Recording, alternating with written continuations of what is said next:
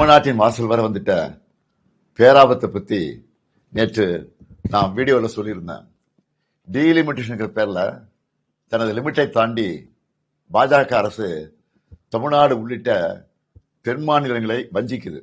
வட மாநிலங்களுக்கு அரசியல் வலிமையை மேலும் வாரி வழங்குற மாதிரியோ, தென் மாநிலங்கள் அரசியல் வலிமையை இழப்பது மாதிரியோ நடந்தா தமிழ்நாடு பார்த்துக்கிட்டு சும்மா இருக்காது.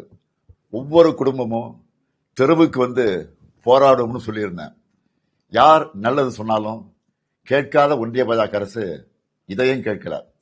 சட்ட திருத்தம் கொண்டு வந்து நாடாளுமன்றத்தில் தமிழ்நாட்டின் குரலை ஒடுக்க பார்க்கிறாங்க. நாளைக்கு கொண்டு வரப்போகிற சட்ட திருத்தத்தால வட மாநிலத்துக்கும் தென் மாநிலங்களுக்குமான உறுப்பினர்கள் எண்ணிக்கை வேறுபடும்.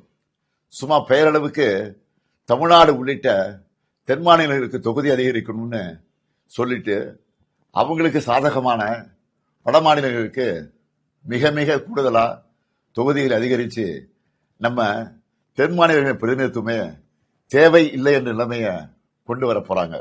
இதைத்தான் எங்களுக்கு கிடைக்கப்படும் மாபெரும் அநீதி என சொல்றோம். மக்கள் தொகையை கட்டுப்படுத்தினதுக்காக தென் மாநிலங்களுக்கு தண்டனை இது. தேச நலனுக்காக, தேச வளர்ச்சிக்காக நாங்க துணை நின்னா எங்களுடைய அரசியல் உரிமையை பறிப்பீங்களா? இதை விட கொடுமை என்ன இருக்க முடியும்? பிரதமர் மோடி அவர்களே, தமிழர்களையும் தென் மாநில மக்களையும் இரண்டாம் தர குடிமக்களாக பாக்குறீங்க. டெல்லி பாஜகவுக்கு தமிழர்கள் யாருன்னு காட்ட வேண்டிய நேரம் வந்துருச்சு.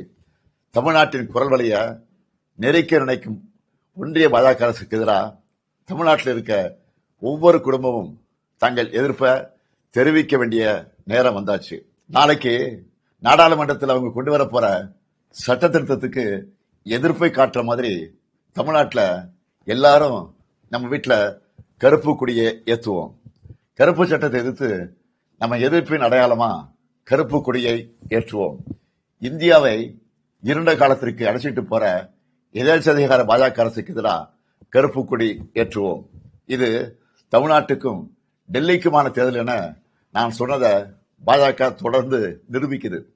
நான் சொன்னதோட உண்மையான அர்த்தத்தை பாஜகவே உணர்த்திடுச்சு.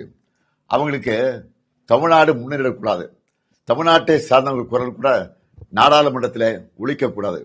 அதுக்கான சதி திட்டத்தை சட்டமாகவே கொண்டு வராங்க. சதியை எப்படி சட்டமாக ஏற்க முடியும்? கருப்பு சட்டத்துக்கு எதிராக கருப்பு கொடி ஏற்றுவோம்.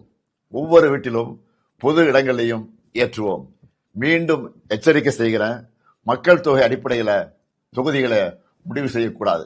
கருப்பு சட்டத்தை நிறைவேற்றக்கூடாது. 8 கோடி தமிழர்களின் ஒற்றை கோரிக்கை இது. அரசியல் எல்லைகளை கடந்து தமிழ்நாட்டின் உரிமையை காக்க தமிழ்நாடே ஓங்கி ஒலிக்கட்டும்.